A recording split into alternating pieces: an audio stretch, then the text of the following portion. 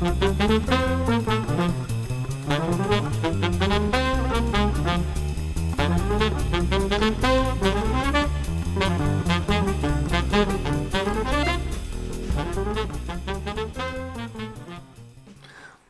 everybody, to another edition of the Business Brains and the Bottom Line podcast. My name is Paul Delegre, your host, and my guest today is Krish Palaniappan from Snowpal. How you doing, Chris? I'm doing very well, Paul. Thank you. Yeah, thanks for joining me. So this should be a fun conversation because, we're going to talk about sales and technology, but you and I are on either end of the spectrum. I'm on the sales side, you're on the technical side.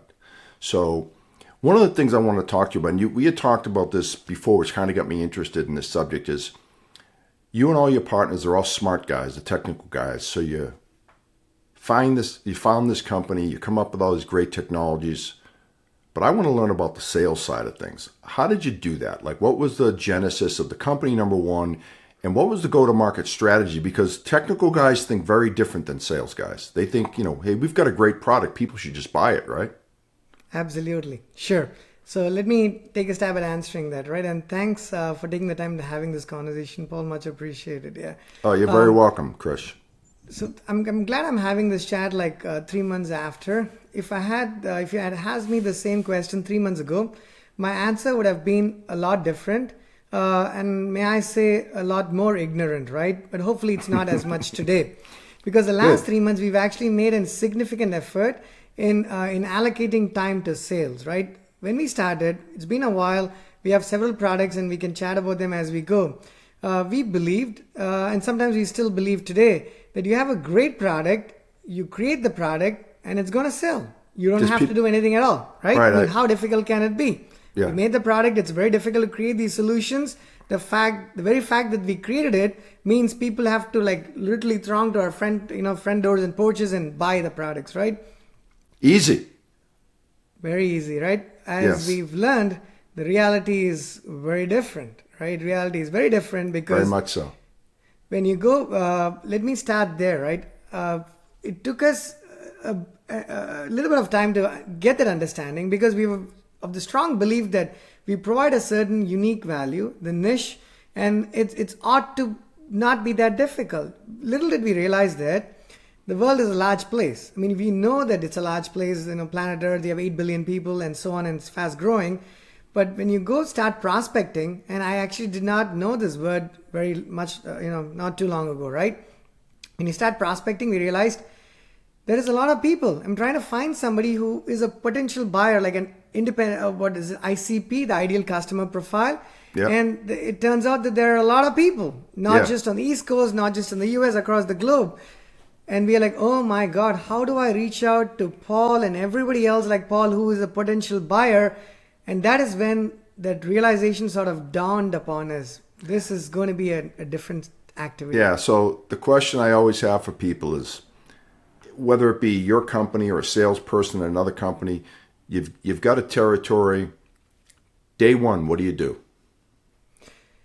Right? When we start selling, correct? Yeah. Right.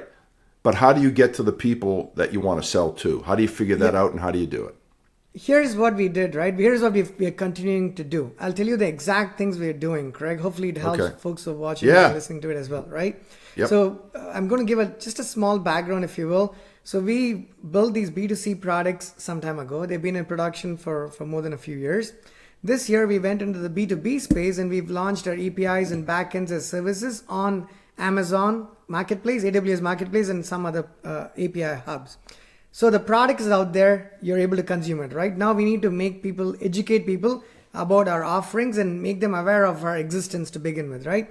So I talk to people I know who are in the business of sales, and they are very good sales people, really smart people who are selling software, right? So the first thing I did is went through my network. After we recognized the fact that we weren't doing what we should be doing when it came to sales, that's the first thing I did. Number one, try to find the people I was directly connected with who are in the business of selling, to have a call and a conversation with them. And I believe it's Steve Jobs, I don't want to misquote, who said that unless you ask people, you don't know if they're going to help you, right? So I believe his example was he had called Hewlett of Hewlett Packard and he got some machines shipped to his garage or something along those lines. I take, you get inspired from everybody, right? You're like, okay, let me try to reach out to people. That is the first challenging step. It seems like it was an easy thing to do, to write a message on LinkedIn to your connections, but that doesn't come naturally to a lot of us. It doesn't come naturally to me. I kept asking myself, what would Paul think? Would Paul be okay with me sending him a message, asking him this? Is it right to ask a question? Is it not right to ask a question? And at some point I was like, you know what? I'm never going to know if it's right or wrong till I ask those questions, right? That's right. So it's a very simple question. Hey, Paul, I had some questions about sales. Do you mind helping me? As it turns out, people are even more friendlier and helpful than one might even think to begin with, right? People are helpful, right? Despite what you see or read and everything that's going on, right. People like to help each other at the grassroots level. So they were like, yep, sure, I don't mind having this conversation. I got on the call. I learned what I should do. One of the first things they asked me was, do you use a sales tool to do what you're doing? We're like, not really. Well, we should sign up for a sales tool, right? So we looked at different tools that were on the market, and we got a subscription to a sales tool. And that was like step 2, right? Picking the tools, like first assessing the tools that could add value. Sure. Finding the ones that we can afford as a company in the long run, not just in the short or near term, and then locking down on what those tools were. Those were the 2 steps. There's a lot more steps, but I have a tendency to keep talking, so I'll stop here till you ask me something. Quite all right. So you hit it right on the head. You got to have a way to have all this data in one place and track all your opportunities and contacts and everything. It can't just be a phone book, right? And it's got to be a little bit more involved than that. So there's a lot of tools out there. There's the big one is Salesforce. That's probably the one most people know. Right. I can speak to some of the tools if you wanted me to, but yeah, sure. That'd be great. I'd be curious to see what you're using. Yeah, so the tools I'm using, I'm not necessarily recommending them, but I'm saying these are the ones we are using. So you're welcome to check them out and make your own decisions. Yep. We started with a tool called Apollo, right? Apollo.io. You can check them out. So you can get the monthly subscription or the annual subscriptions, and then you can use that tool for prospecting. That's where we started. There's other tools that are available as well, and have had a lot of people reach out to me as trying to get us on their platforms.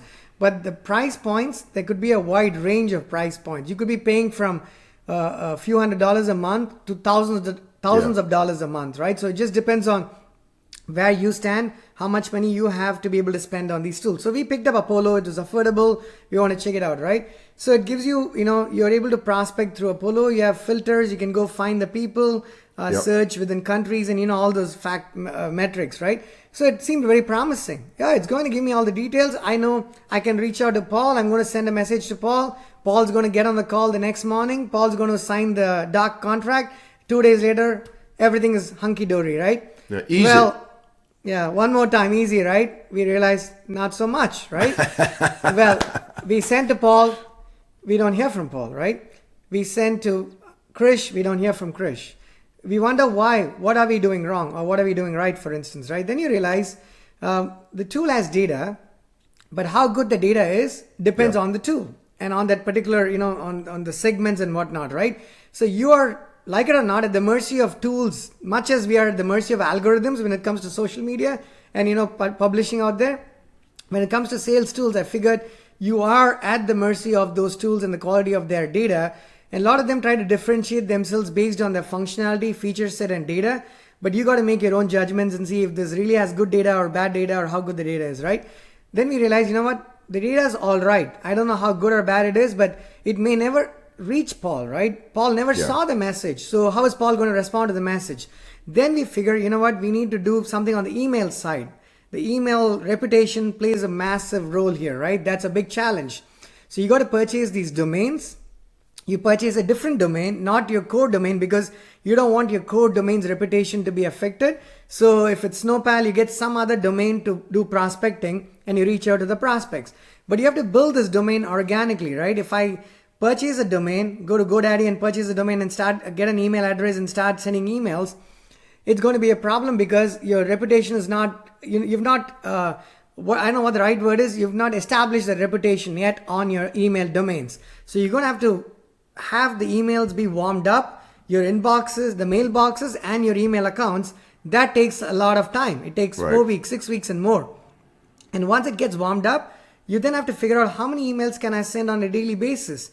I mean, let's say there are 25 million people in the business of software, as I understand, give or take. I don't know how accurate those numbers are. How many do you need to send per year to reach 25 million people? I mean, if you do a quick math, it's crazy, right? If it's 25 million people, I want to reach out to them in the next 5 years. I have to do 5 million people a year. That's 400,000 people a month, give or take, right? And if you take 20 work days, that's 20,000 emails a day. I'm getting tired. I'm just getting tired listening to this, by the way. And doing it is no less time. You know what I mean? It's Yeah. just 20,000 No, I know. emails. And you realize 20,000 emails is not a number you can target. Maybe you can target 50 emails a day, if you could do that at all, right? So we set ourselves... They have automation tools that can do that for you. Those, The tools do that, but the thing is, you're going to have to make a pick on. You decide how many you want to send, right? The tool says, hey, what do you want to set your mailbox limit to, right? You can make your decisions and pick the limit, but you're going to have to pick the limit. And then based on the number of seats you purchase on these tools, Paul, that makes a big difference too. If you have like 100 salespeople, you can have 100 different domains and mailboxes. Now you have a broader reach, right? But not everybody has the ability to actually staff 100 salespeople, right? Right. So you have 1 or 2 salespeople, you have a few seats on these tools, and then you have to come up with a sweet spot as, okay, I can send 15 emails a day.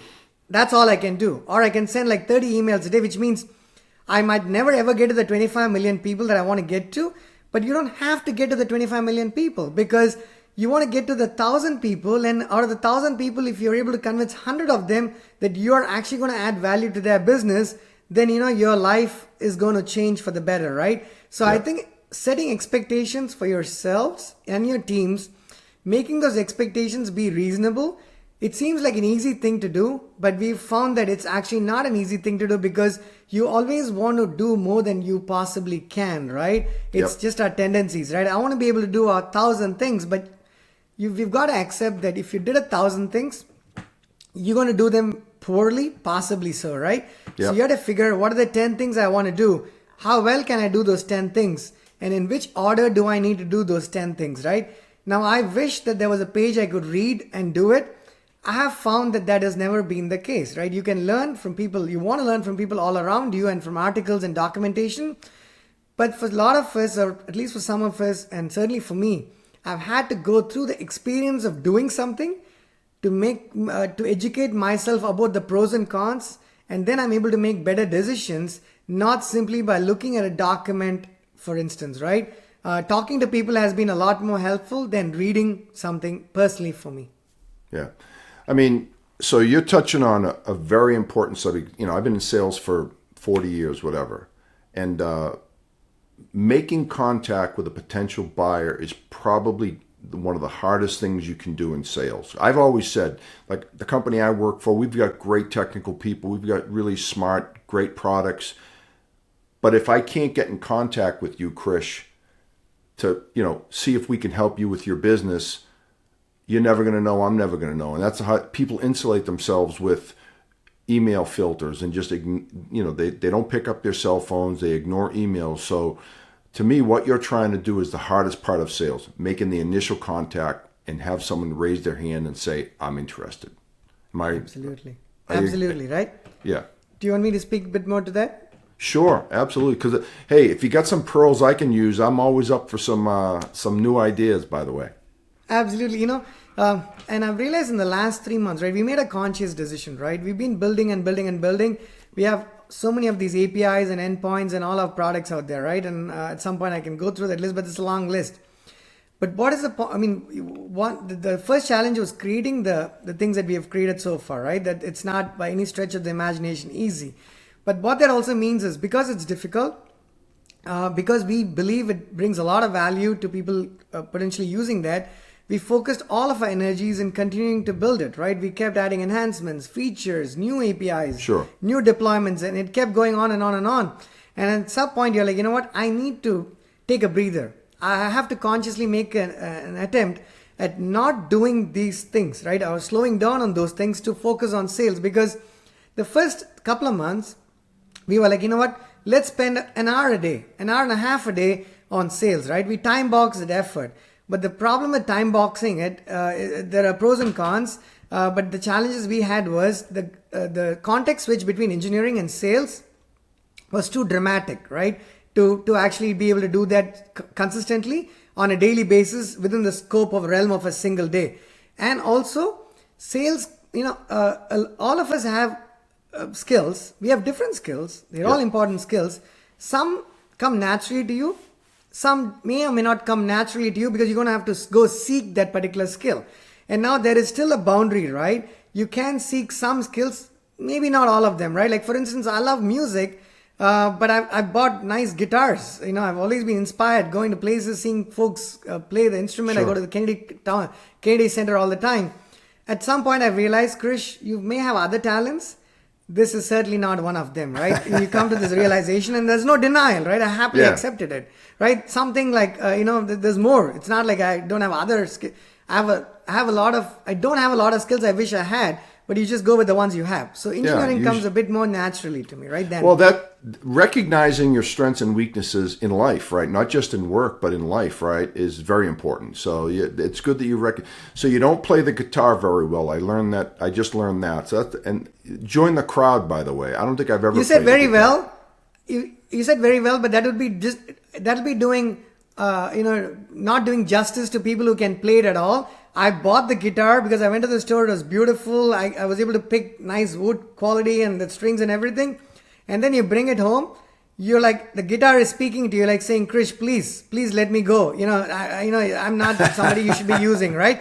You can see if it had eyes, it would tear basically, right? It's that extent. It's not just not playing well. It's like, I don't know head or tail about how an instrument works, right? Which is why you go to the Kennedy Center, be amazed at these brilliantly talented musicians you're playing on stage, and then you get inspired by them and you come back and you write slightly better code, right?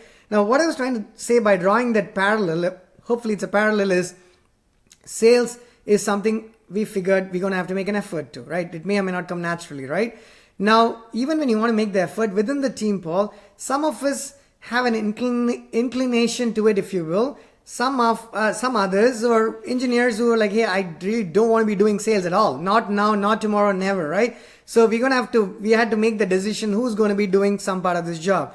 So trying to find people within your organization, in your network, who can guide you, help you, and kind of sort of motivate you along the way is very critical, because you have to find the self-motivation, right? Imagine sending 100 emails, meticulously sitting on LinkedIn and prospecting, trying to say, hey, Paul is the correct person. I'm convinced that Paul's going to benefit from my product and the service. And then you write to Paul and you don't hear back. It can be very disconcerting. I mean, there are times I'm like, could I have written it differently? Did I not word this correctly? And then the salesperson who I respect, like I talked to, let's call him Scott, right? I've learned from these really smart people. And they say, you know what, this is natural. This is bound to happen. You're not unique necessarily. It happens to, all of us. So then you realize that's okay then. Yeah, that's funny you say that. So I've heard technical people that just get into kind of a sales organization, although they're on the technical side, when they say, geez, I can't believe they didn't respond back to us. And I just laugh when I hear that, because I'm like, welcome to the world of sales, because rejection is just a huge part of what we do. If you're going to get offended by that, you need to get out at this point, Oh my God, you said it beautifully, right? Rejection is the key word there, right? And if you did not have the tendency to even write to people you're connected to already, right? These were my first level connections who I had connected to like years ago. Yeah. And now when you reach out to them, in my mind, I'm like, what if Paul thinks that I should not have asked this question, right? So I recommend to people, again, take my recommendation with a grain of salt. I've been doing sales for like 3 months part-time and learning from other people. Hey, you're a veteran now, Krish. 3 months, come on. 2 months, exactly, right? So, but I've realized that you want to reach out, and then the first time you get rejected, it's very, discouraging, right? I mean, you have to accept it, right? You're like, oh my God, did I not do something correctly? I think you have to not be hard on yourself, and it's very hard because I feel like I'm sometimes, I'm hard on myself because I always think it's me who's done something not so correctly. Yeah. I don't recognize the fact that people have other things. Life, people are doing 5 jobs. Everyone's busy. Your email is just one of the list of emails, and then I realize that I get like 10 emails a day, and I don't have time to look at each and every one of those emails myself.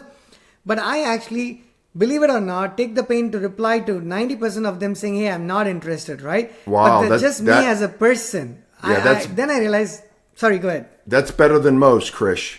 I would say that if you respond to 90%, you're a rarity. Yeah, I realized that, and now I'm learning to not do it. And I told myself I'm not rude by not doing it, because when I'm using some of these tools, Paul, we don't use it all that much, but sometimes you're not reading everything about Paul before reaching out to Paul, right? But we don't do that. We try to do our due diligence before we reach out to you. But I've recognized that sometimes folks are sending these mass emails, so they've not even gone to my LinkedIn page, for instance, right? Then I feel like I'm not that rude, not responding to these emails. That's completely all right, right? But I think finding the tool and making sure the tool is going to have those emails hit your inbox is something that you have little control over, but that's something you're going to have to find a way to find solutions to, because with Outlook and a lot of these tools, they've gotten smarter, but by becoming smarter, they have actually created the disconnect. Even if Paul could genuinely benefit from a solution that Krish and company provide, now the tool makes the decision whether Krish's email should or should not reach Paul, because we are living in a world that's controlled by technology, right? And it might sound hypocritical because that's the business I'm in as well, but I think there is a human element here, right? I think till AI completely replaces every one of us, which is probably in March of 2024. I'm just kidding, right? Whenever that is, there is we got a year. element. We got a little over a year left. That's it. Yeah. So I think AI is a different conversation. I would love to have it with Paul, with you another day, if you would like as well. But just going back to your question is rejections. I think please tell yourself, put the word in your office room, which I would want to do, saying it's completely all right. Everybody is a good person. They have other priorities. They're busy, but you're going to keep trying, and then you'll find somebody who recognizes that they're going to find value in what you're providing, and then you have this conversation. So getting them on that first call is very important, like you mentioned earlier, Paul. And if I could add one more thing, right? My first version of the email that I sent, believe it or not, it's a lot more verbose than my responses to your questions here, right? Right. The very first email was like a thesis. It was like 6 paragraphs long, right? And then I recognized, you know what? People aren't gonna read that. Absolutely not, right? I think it's like 8 to 12 seconds is when I understand that people glaze through your email. And if within the 8th second they don't find an interest, you're gone. Done. Even if putting a novel in an email, not a good idea. Right? You learn that on your own, though. Good job. Yeah, by failing, right? I think that's how I guess a lot of us learn. If you're smart enough to learn by seeing Paul make the mistake, that's awesome. Some of us have to make our mistakes ourselves, but the only thing I ask of myself is I want to make the mistake once, maybe 2 times. I don't want to make the same mistake more than 2 times, right? Then I'm inexcusable. I couldn't excuse my own self, right? So then I redrafted those emails to the point that they are 4 lines now. And now I've got the hang of it, right? Now I can actually write emails, and people who know me and are watching this might still not believe it. But folks, please trust me. As not succinct as I might be in these conversations, because I love talking, the email, I promise, is less than, I want to say like 200 characters-ish, something like that. And LinkedIn only lets you 300 anyways when you prospect. So that's the number. And to get to those 4 lines or 3 lines, I'm not even kidding here, Paul. I think, if you give me an endpoint to write, I can write a new endpoint in API in probably 2 hours and give you a working solution, right? But this email that is only 3 lines long took me about 8 hours to draft, to come up with that. 8 hours, right? It was back and forth. I was writing it, reading it, sending it to myself, reading it, writing it. And I'm like, I pretended to be a person. I'm a salesperson. I'm a product manager. I'm a project manager. I'm a dev manager. I'm a CTO. I'm a CEO. How do I receive this email, right? And then finally I arrived at a version that I want to believe is the perfect one today. But if I had this call with you tomorrow, I will tell you, Paul, the email I had yesterday was terrible. I completely rewrote this, right? That's kind of the daily experience of what we are going through, yeah. So net, we're talking about sales and acquiring customers and getting to customers. What's been working the most and best for you in your company, by the way? Like, how are you getting new customers? Because being in sales all these years, that's the lifeblood of what we do, right? So what's working for you guys? Yep. So we are in early stages. We have a long way to go. We've changed our strategies because we started selling, like I said, a few months ago, right? Very new in the area of selling. What we have changed in the last, I would say, like 1 to 2 months is we have started to prospect far fewer people. We brought that number down. We're like, you know what? We're not going to reach out like 100 people or 200 people a week. That's impossible, right? We cannot do the due diligence and reading up about what they do. So we brought that number really, really to a very manageable number. That's step number one. And we have Good move. We have engineers take turns, developers who are also playing the sales role. We're like, you know what? You need to know what you're selling. It's nice to be able to build day in and day out without actually having to know who you're selling to. But that's a luxury that we cannot afford as a startup, not at this point of time, right? So we've now recognized that more people in the company need to know about everything else that everybody else is doing, at least to some extent. That was a conscious decision. We changed courses there. And then the third point I would say is, after you prospect, you don't try to pitch what you're trying to sell right away, right? You're trying to tell them that here's what we do. Would there be an interest? Can we build something that's going to help you Right. maybe do something better, right? So it's less about here. Let me give you an example, right? I was born and raised in India. I've lived most of my life here in the US, but my early years, my early life was shaped by growing up in India, right? So one of the advertisements I'd heard on radio at the time, still resonates in my ears. It's actually quite hilarious, right? They were selling the pens we had at the time, where it was like ink pens. We used to call them ink pens, where you dip it, you fill the ink. Sure. I don't know if you've seen them, and then you write with those pens, right? So they were called ink pens, I think, at the time. The ad on TV, on radio was, I think the name of the company was Brill, and they might still be around. For the 20 seconds of the ad would go, you should use the zinc. This is the best way to use the zinc, and you can score high grades, get A's in your math exams or whatever, right? Whatever the pitch was, really, really quickly. It's like one of those pharmaceutical ads where they run through the disclaimer in the last 3 seconds, right? They're rushing through a number of things. It's kind of along those lines, but the entire 25 seconds was talking about that ink, but repeating the name of the brand like 100 times. And to the point where the last 2 seconds would be that person yelling into the microphone, and it would hurt your ears in the car. It would be like, you got to buy the zinc. And I know my voice is loud as is. I don't want to make it worse, but it's like BRIL. It's like they want to impress upon you the spelling of that particular product so you could use it, right? Now, I don't know if it's a great sales strategy. It seems very vocal and abrasive. That's the right word to me, right? But it may have worked because 25 years later, I still seem to remember the name of that brand as somebody who's never been impacted by advertisements. So the thing I'm trying to impress, it worked, right? I mean, that's all. Good, bad, or indifferent, you remembered it. Remembered it, and the thing I'm trying to say there is, we are trying to arrive at a strategy saying this is the perfect strategy that will work, right? I want to tell something that may or may not make sense, and hopefully it resonates with some people, right? That I'm learning in the last few months of sales, there is not a perfect strategy, because what's perfect for one client in one segment doing one kind of business could not and will not possibly and potentially work for another client in another industry in another part of the world, right? Because now we work with clients, we are reaching out to clients in different parts of the world.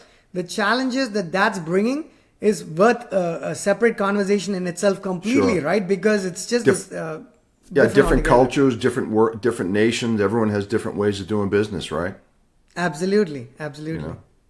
So this is awesome. So another aspect of sales is the marketing side of things, right? So what are you guys doing from that standpoint? And that's a tough one, because marketing can cost a lot of money. Right. So absolutely. And then please interrupt me, Paul, because if I start talking, I could talk about one thing for like 3 hours, and I'm not sure if I'm supposed to stop in between. So apologies. Yeah. Hey, Krish, the good news is this is my show, and we can do whatever we want. Perfect. Thank you, and thanks. Appreciate it. Yep. So hopefully if I understood your question correctly, right? Outside of sales, and I'll give you an example, and you can tell me if this sort of answers the question, or if I'm answering in parallel. We set up campaigns on different platforms. I'm going to talk about those campaigns, but would that be in the direction of answering the question, or would that not be in the direction of answering your question? I guess it would be in the direction. Yeah, go ahead. Okay. So we set up campaigns. I don't know if it comes under the umbrella of sales or marketing. I probably haven't gotten there enough to be able to tell the fine differences between these terminologies, despite the fact that I've done 300 college credits in my 7.5 years in college, and a good number of them were in marketing, and I absolutely enjoyed learning marketing.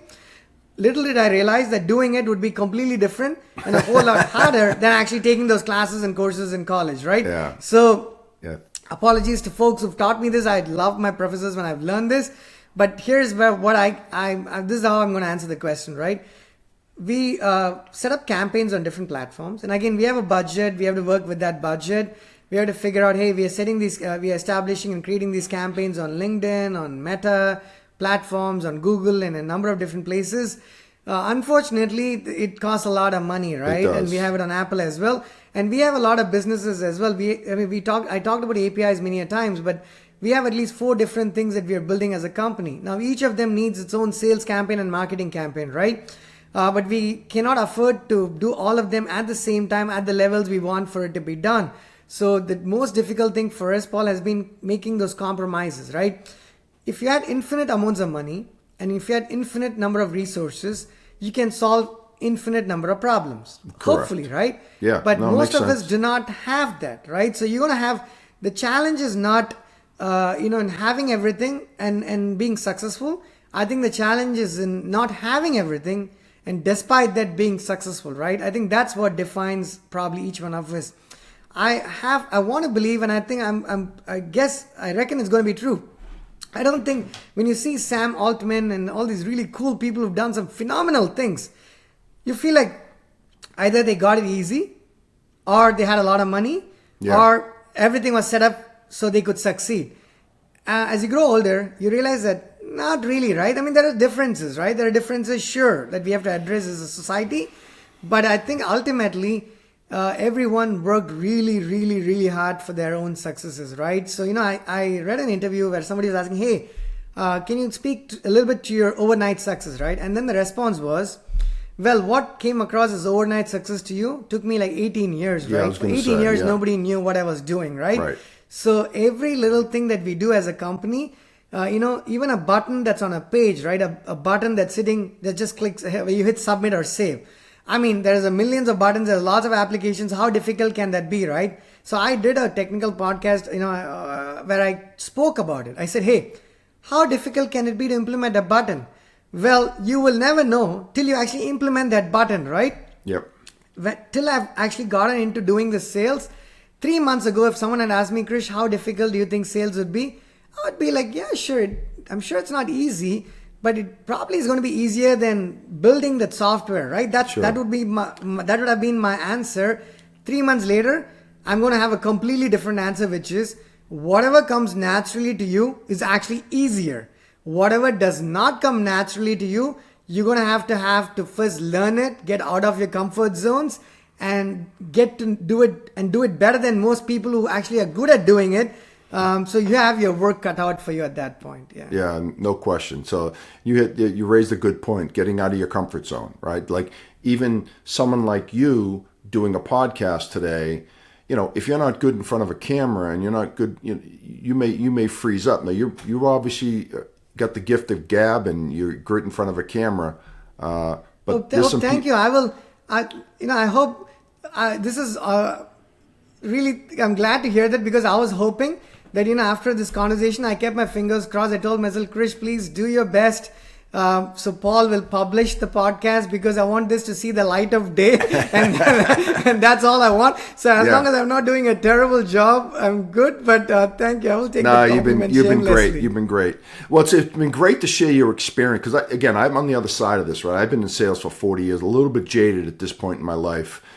It is not an easy job.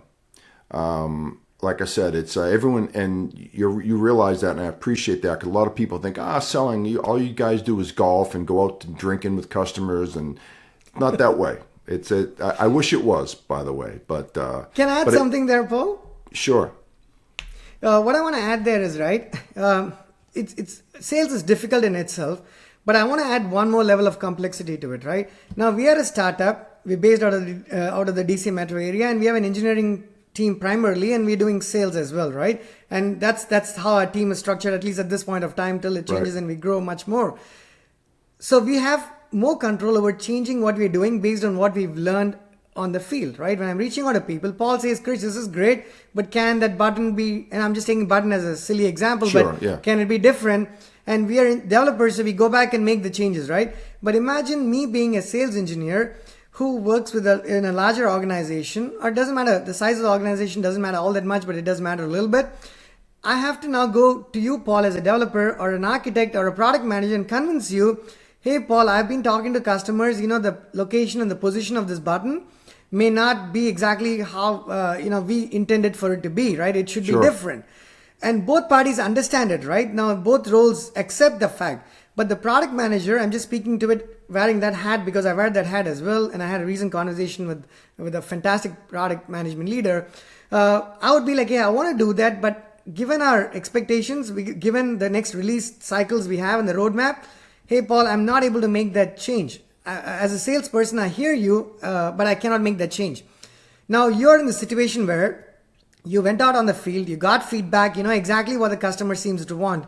But you have a challenge in convincing me on this side to making those changes because my priorities might slightly be different. Even though we are working for the same organization, we have common goals.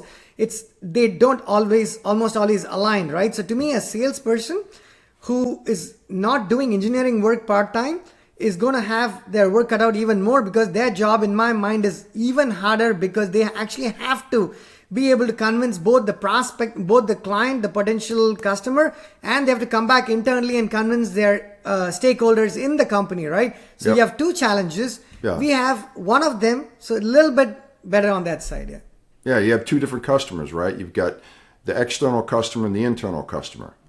So you got to sell. Absolutely. You got to sell twice, so. And all the time, right? Every single day. Exactly. Yeah. Well, that's another thing. So I love organizations where people say, I'm not in sales. And my comment to that would be, we're all in sales, right? If you work for a company, you're selling the company all the time. And I don't mean selling to get purchase orders. I'm selling, you're promoting your company. You're selling all the time. And that's how successful organizations run, I think. When you get everyone and I think that's a fantastic point, right? Yeah. I think as long as, the larger the organization, the harder it becomes to make that, to have that kind of a reach, because I'm a developer, I'm building this page, or I'm writing React components or doing something on the server side. Now Paul comes and tells me, Krish, you got to do this slightly differently. I might understand it, I might sympathize, but I would be like, okay, what's my next task, right? Let's put my ticket and then I'm going to start working to that, right? So we all go about our business. So I think it depends on the organization and your priorities and where you're at to impress upon people that, hey, even if you're coding day in and day out, you're coding with a purpose, right? You're either, if you're working for a non-profit, you're solving certain problems. If you're working for a for-profit organization, you're satisfying the needs of your existing and future customers. So you have to have some sense to what it is that you're writing. But I've seen personally, Paul, it's easier said than done because the number of things you have to do in each of our roles that we all have to do. We sometimes want to give a listening ear, but after we give a listening ear for like 20 minutes, we go back to our work when we completely forget the conversations we've had in the past during the day. And then we just do everything like we've anyways done all along. Almost negating the value add of that conversation that we just had, right? So that's, I think, something we're going to have to make an effort to, working ourselves out of. Yeah, awesome. Well, Krish, I think we'll end it on that note. But I will say, if someone wanted to get in touch with you or your company, how would they do that? Yes, definitely. I will share my LinkedIn profile with you. They can, reach me in one of many ways. My email is like krish@getsnowpal.com. They can go to snowpal.com and check out our product suite, and go to aws.snowpal.com if you're a business customer who wants to focus on your customer problems and wants us to do all the back-end work and leverage our services, right? So those are one of many ways you can reach out to me and my team. We are on LinkedIn all the time, so definitely connect with us. We would love to have a connection and love to hear your feedback as well. Awesome. Well, Krish, thanks again for being on the show. This is fun. I really enjoyed that. You're a funny guy. Very entertaining conversation. I enjoyed it. I totally enjoyed it as well. Thank you so much for taking the time, Paul. Super appreciate it. All righty. Well, that's a wrap for another edition of the Business Brains and the Bottom Line. This is Paul Delegro signing off until next time.